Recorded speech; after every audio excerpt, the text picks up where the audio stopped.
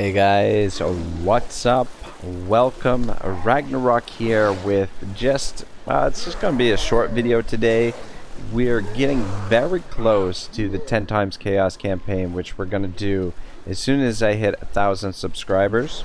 So I thought I'd give you guys a little bit of an update. We're about 143 subscribers away. It would be incredible if we were able to get this campaign started before the end of summer. I would be really happy about that, but I just figured the last video I just kind of gave a little bit of a teaser in there, so I figured this time maybe I should give you guys a little bit of a rundown of what my strategy and sort of what my line of thinking is going into this, and give you guys a look at my empire, that my sort of sparse spread out empire that I have to take on this chaos army. But the thing is, this is gonna be a big war between us and chaos, and this is just the first wave of chaos armies. So this is the easy wave. It's gonna get more difficult. The final wave is gonna be really tough, I think. But so long as we're prepared and we build up our treasury, then maybe we might have a chance. So the biggest thing is gonna be funding this war, and I'm just kind of speculating, but I'm just wondering how much loot might actually be tied down in all of this this pile of chaos trash here. How much loot we might be able to gain from all these armies. I think that's gonna be the big thing for funding the wars. If we can smash multiple armies at a time and just get that treasury boost coming in, I think we'll have a good chance to fight this war. But yeah, let me give you a little bit of a rundown of the situation as it stands for the Empire and Karl Franz right now. So I've worked very hard, very diligently to get on good terms with all of our neighbors here. So we're very friendly. We're making a lot of coin through trade, and we're very friendly with majority of our neighbors. And if you're wondering why I haven't confederated with a lot of the Empire, it's because I want those extra armies to be able to sort of supplement us in the fight. Now I'll probably be slowly confederating as the invasion pushes forward. As we start to lose ground, I might start confederating, but for the time being, I'm okay with having additional armies, because the AI will be able to field more armies than we will, and just focusing on keeping our income high via trade.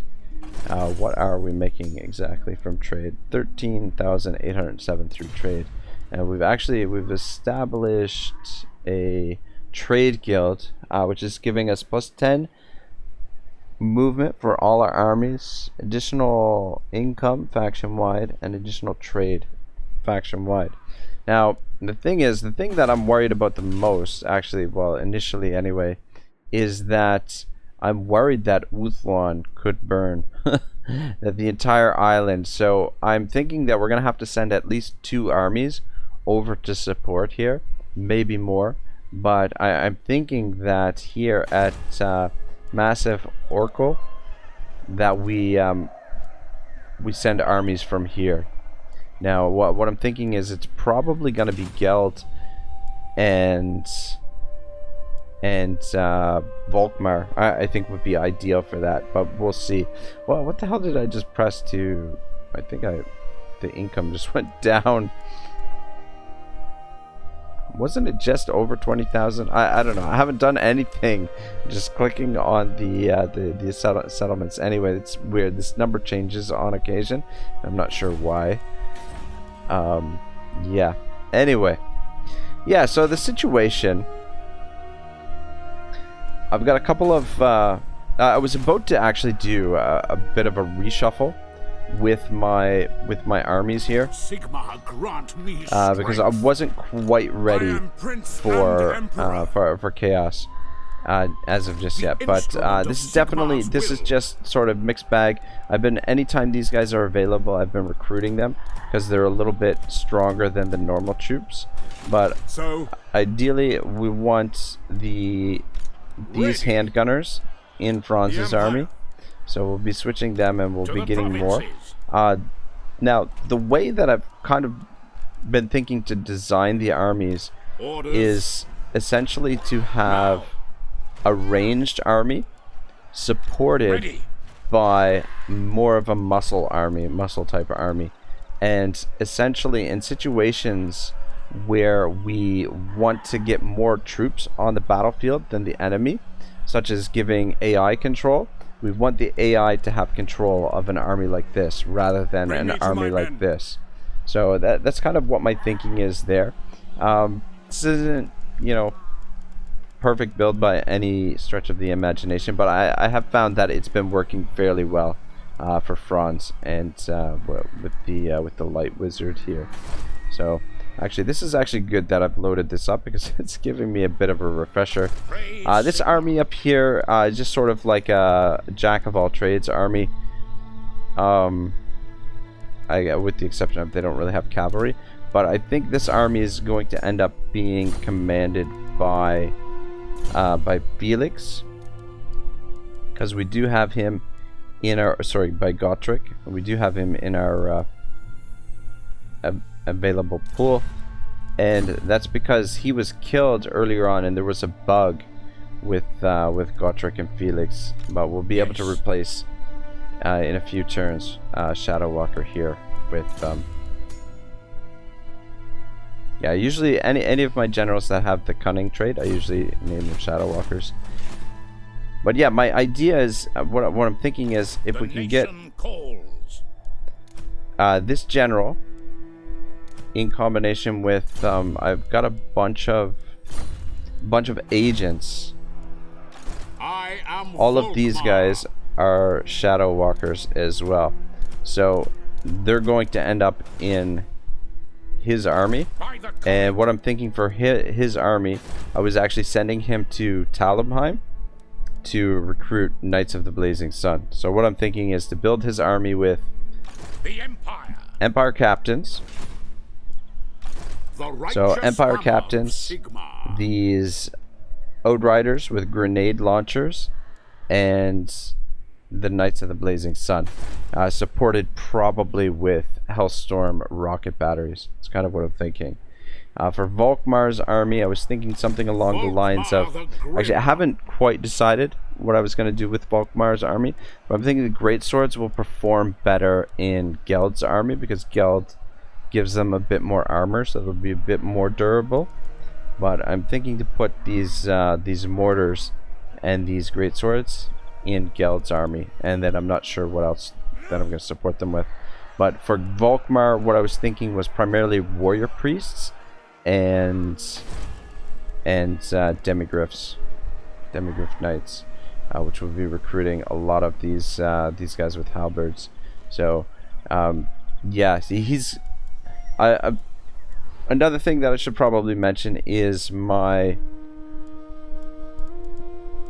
thinking here for building the building and recruitment as far as the way the settlements are built. Obviously this is our income area, and we can essentially recruit from here our mages and Reichsguard. So I'm planning to build another general here and have him basically defend Reichsland, have him be a Reichsmarschall, and these two warrior priests are basically sitting here waiting for them, waiting for him to waiting for that general. I'm probably gonna fill it with Reichsguard, and then maybe I'm not sure what else, but it's gonna be primarily Reichsguard. But my thinking is that this main province, you're looking at tens of thousands of gold that has been invested into this province, and while the garrison is pretty sturdy, if a handful of these armies slip behind our lines and get to Altdorf and raise it, that could potentially destroy the entire campaign. That could yeah, that could derail things to the point of no recovery. So I'm thinking keeping an army here permanently to protect the province, and most likely it'll be a general of the empire with the traits. There's a trait here, but I don't see it on any of these guys. That increases the wealth from this province. So, and then of course we're building defenses everywhere we can. And then my main recruitment area, where I'm going to recruiting majority of my troops, is down here in eastern Slovenia. I just figured that this area, Drakenhof, is kind of ideal for this because it doesn't. I mean, we've got the resource, the gold resource here, but we don't have any sort of special buildings to build here. So I just feel like this is a good area to do majority of our recruitment. And then as far as artillery goes, the artillery we're gonna recruit from Nuln. So we'll be recruiting armies sort of all across the empire here, but we'll probably be shuffling them and just getting them organized in the way that I want them organized. So like I said, or actually maybe I didn't mention, but I was, just as I had taken Tempelhof and finished off the Skaven, I believe it was occupied by Skaven, if I remember correctly.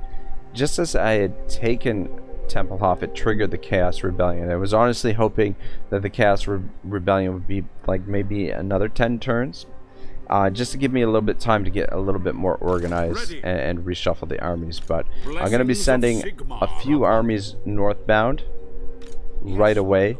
This army will go north right away, but when it does, it'll be commanded by, I'll transfer these troops over to Gotterick, and then Shadow Walker will stay behind here, start recruiting the Knights of the Blazing Sun. The Empire captains will come and support him, join the army, and Franz and Berserker will head north and combine with this army. So 3 armies heading north right away, supported by a 4th as soon as it's ready.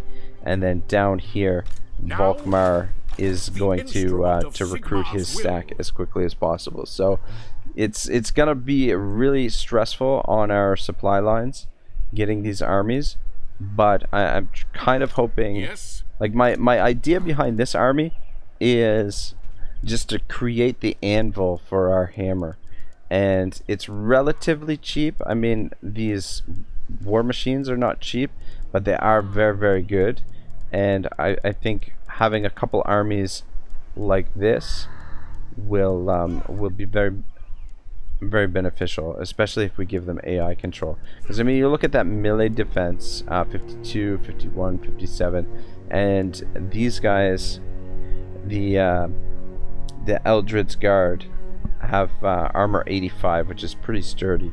And then yeah, the Emperor's Wrath steam tank are pretty valuable as well. So having a couple of these armies would be useful. But what I'm thinking as well is what I'd really like to recruit. I don't know if we're going to be able to afford them, is the problem, but I want to start getting a couple of armies of huntsmen and just basically fill them with huntsmen and maybe a couple of rocket batteries, because the rocket batteries will be important, but I think the huntsmen will help out against chaos, against their larger monsters and things like that. So there's going to be a lot of recruitment and a lot of shuffling the armies around, and essentially what I'm hoping to get is an Empire Doom stack, and a Doom stack in the sense that 4 versus 4, so 4 armies versus 4 that will be able to take on anything they can throw at us with 4 armies. So basically what we're going to be doing is using the numbers to our advantage and giving AI control to armies like this, where they can manage it fairly easily and still be somewhat effective. And the thing is, like with these Amber Wizards and Emperor's Wrath, we should be able to, just so long as we keep an eye on them and support them, make sure that they're healed, then it should work fairly well. But yeah, that's essentially like a sort of bit of a rundown of what I'm planning for the campaign to take this Chaos Invasion head on. but it is gonna be tough. It's gonna be a bit of a grind, and if you guys are concerned that you've missed the first half of the campaign, don't worry, because I will be playing it in the top left hand corner of the screen. It'll just be a small screen, but you'll get to see what happened early on in this campaign. These I forget what they're called, the Skull Smashers, maybe? I think it's the Skull Smashers. They've got a red skull on their insignia. Anyway, these guys nearly derailed the campaign, along with Nuln. This campaign was on a knife's edge. Like, the first hour went smooth as butter, which I don't know, a lot of my campaigns seem to start that way. But in the second hour, things went completely off the rails, pretty much, and I thought I was gonna have to basically rage quit and restart the campaign. But anyway, yeah, that's a bit of a preview for you guys, what I've got going on here. We'll try and confederate as this invasion comes south. I'm thinking that the more chaos comes in here and smashes them up, the more willing they'll be to confederate. Actually, I guess the confederation has to do with the Imperial Authority now. But anyway, some of the I've already turned down rebellion, or sorry, confederation with some of these, with I believe Averland and Stirland a couple of times.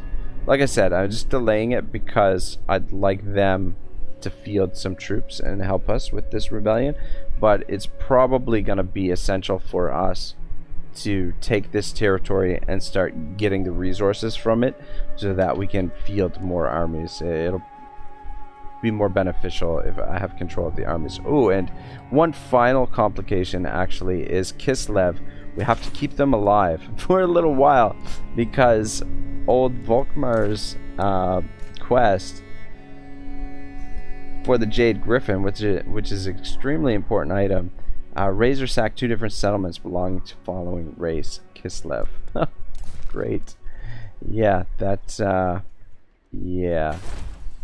So that's yeah, we've got to make sure that they stay alive for long enough to us to raise it. And the other problem with that is simply that we have Kislev, military access, non-aggression, and trade with them.